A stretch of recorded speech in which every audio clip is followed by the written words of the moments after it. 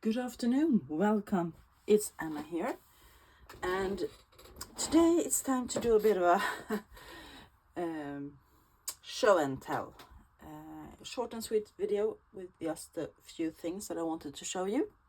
In my last video, I promised to show you my tea and rust dyed papers, and then it just, I forgot it, but I'm going to do it now. So, I changed my method a bit. I saw a video, can't remember who it was, but if you know, please give me a comment down below and I can give credit. I just plopped lots of tea bags, like 6 of them I think, in a baking tray, and that was old and in metal, of course. And then I started just layering my papers. And then in between some of the layers, I plopped down tea bags. And in between some of the layers, I plopped down rusty things.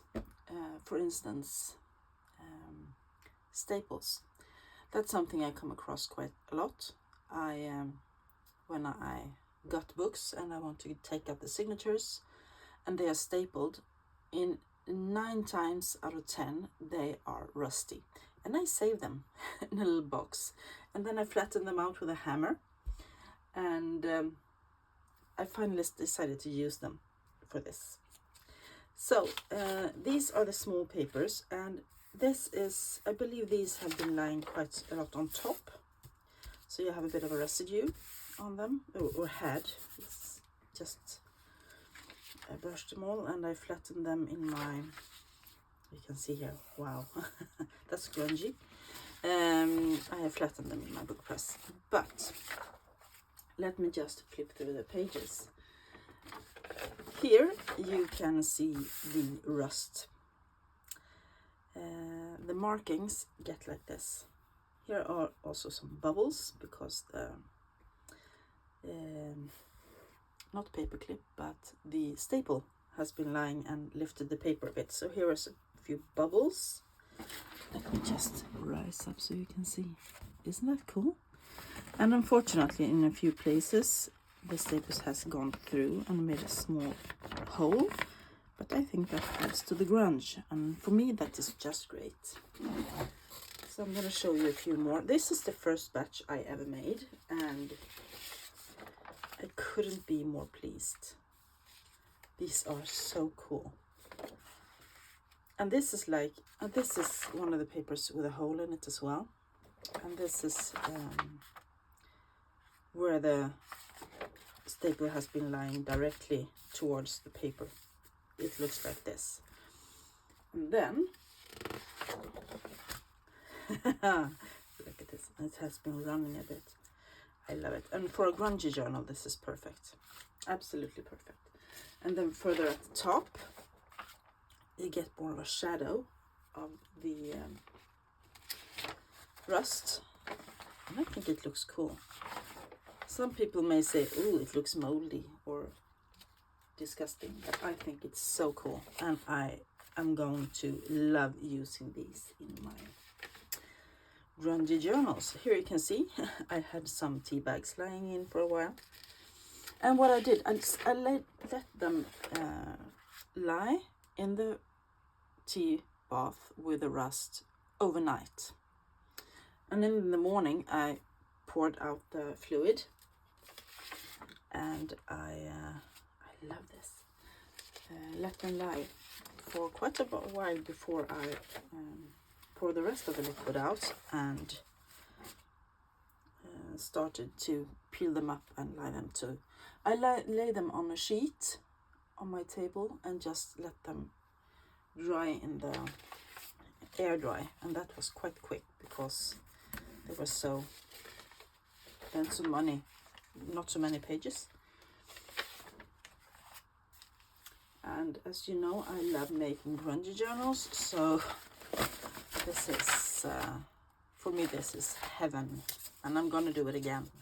And I have some more ideas I want to try, and my son thought it was so cool, so he decided to go hunting for more pieces of rusty things for me. So I made a small batch, another one with the pieces he found. Here you can see it's been a circular little thing,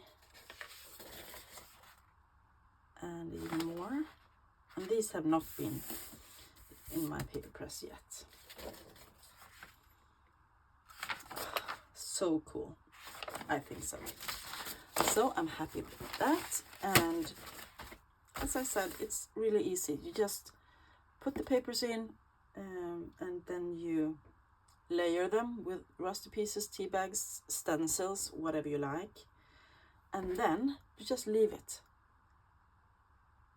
And pour the liquid off after like 8, 9, 10 hours.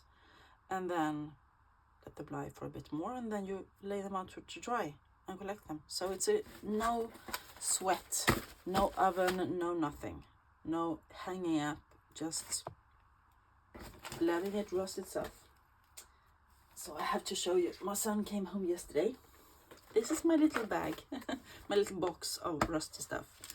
And yesterday he came home and said, "Mom, look what I got. I got a really rusty chain. Do you think that will make a cool pattern?" And I bet you it will. And it's a bit, this is really old and grungy. But I'm gonna use it. And here I have my little other rusty things. But I think it's a fun way to make your paper a bit more grungy. So that was one of the things I wanted to show in my show and tell. Then I have been splurging. I have bought a few books on eBay. I seldom do that. I have done, this is the third time ever, I think, I bought something for eBay. But I watched a video. That's easy. That is usually what happens. I watch a video on YouTube and then I'm stuck. And was it Carol Laws? I believe it was Carol Laws. She made a seaside journal using some digital kit, I think. And she used a book called Victorian Seaside. And I decided that I needed that. So this is not the same book as she bought, but this is another one. So it's called the Victorian Seaside Album, Frances Smith collection. And this is quite new, I believe. It is from 19 or 20. Let me see if I can find a date. 2000. It was published 2000. So it's 24 years old, so it's not very new anymore. And this is about, it's just a lot of images photographed by this Frances Firth, I believe. And or if it's from I haven't actually read the book. I just got it the other day. So it's full of images and history, of course, from the Victorian seaside. So here's Scarborough, and we have Filey, and I love these images. You can use them as they are. You can fussy cut. You can do lots of stuff. Bridlington, Skegness, and so on and so forth. I just love this. Oh, I love this. Yeah, and you know I love to use black and white images, so these will be used in many different ways. One thing that I'm a bit sad about is that many of the images go over two sides, but I believe that doesn't matter. South End, the pier.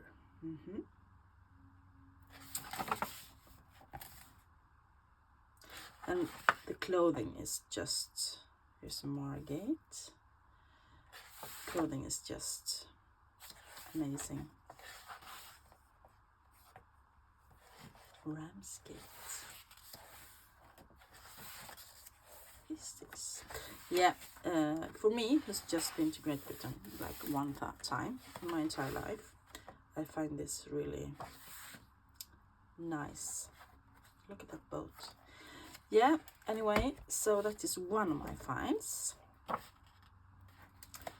Absolutely extremely fun, and especially if you're going to make a seaside journal. Then it's Landudno. I think it's called Landudno. I don't know. Well, if you're going to make a seaside journal or a Victorian journal, this is top notch, I think. So that's one of the books. Then when I looked for that one and I compared the prices, something else popped up that I have seen on another channel. Catherine, Sunnyside Journals, Sunnyside Studio. She has this book, The Victorian Book of Cakes, and I absolutely love when she uses it. And it was really cheap, so it was a no-brainer for me to just put it in my basket. Look at that, doesn't it look yummy? And that would make a really cool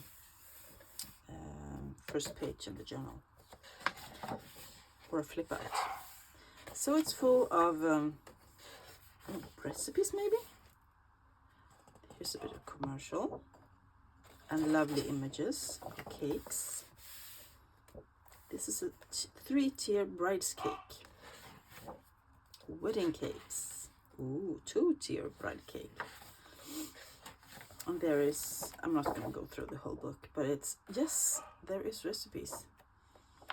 And I love that it's the red lines and the broad margins. And these are cool. I know she's used these, you know, cutting out just a piece of it and use. Really cool.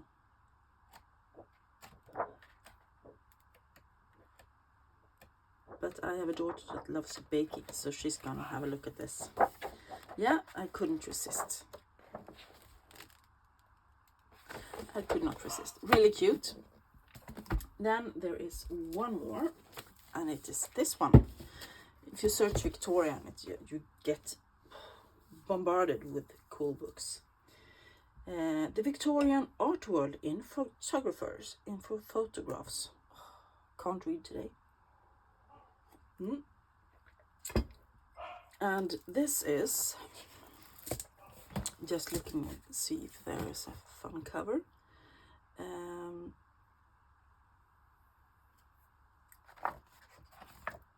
A collection of photographs. This is from 2007, but first published in 1984. I just have to look how old this one is. It must be older. Yeah, 1991.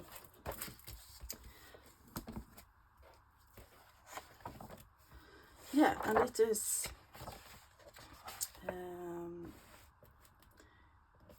pictures of writers, artists, the Victorian era. And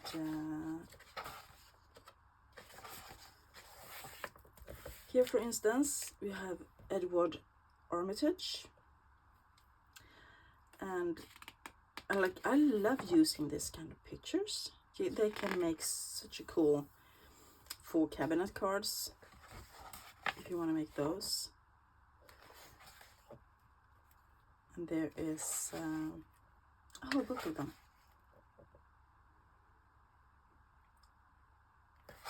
A whole book of this, and I think it's absolutely gorgeous. I'm so fascinated by this. There's a little dog. I'm fascinated by this kind of. Can't imagine how you decide to make a book like this, but it is really cool.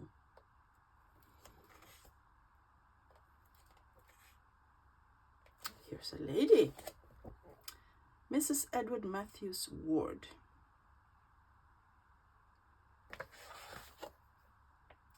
So it's not all men in here, even though there are quite a lot of them. Oh, look at him. He looks like he could be in a Dickensian movie.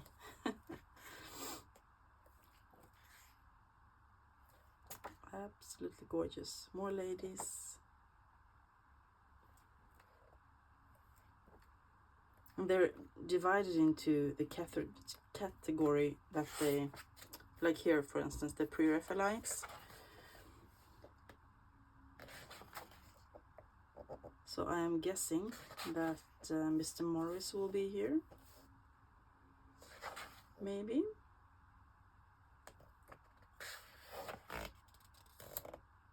There's someone in a knight's dress. Not dress. Chainmail. It's called chainmail.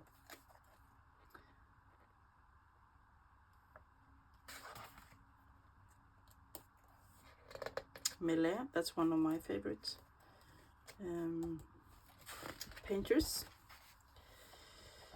And here we have Mr. Morris, right? No? Yes, William Morris. Thought I recognized him.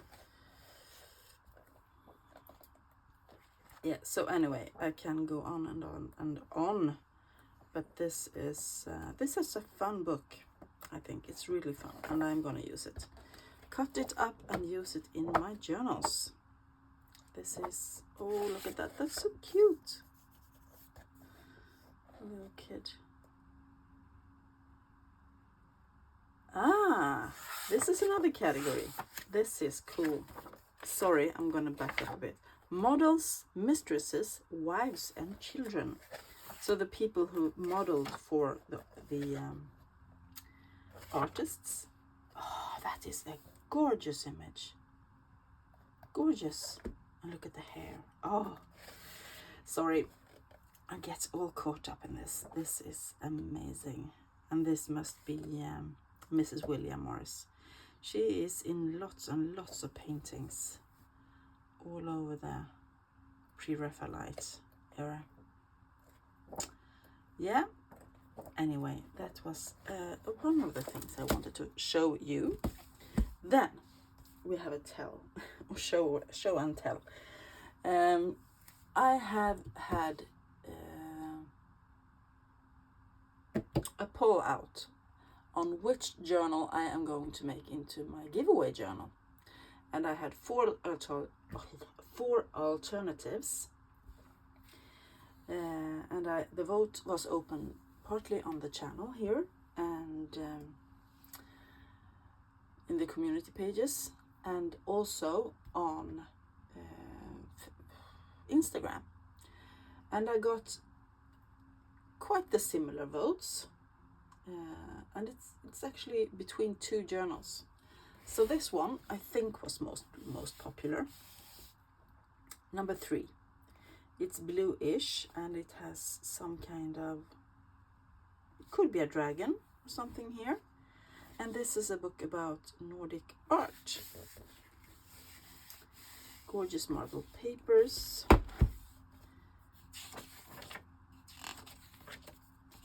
It is from 1925.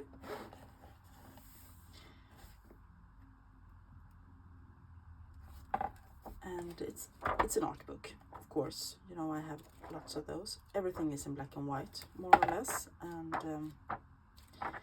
not extremely interesting. But the cover is gorgeous. So that is one of the winners. And the other one that had lots and lots of votes as well. I believe it's about 50 people who have voted. I cannot say if it is the same people on YouTube and on Instagram, but about 50 votes. This. It's a leather-bound book. This one is cloth-bound. It has marble paper in green. It's a bit bigger. They're about the same width, both of them. And this one needs probably some refreshing because the leather is a bit dry. But that is something we can do, and a bit of cleaning up and mending. This is the animal world and the part about birds. very appropriate since I am working on a board book or two. This one is from 1938. So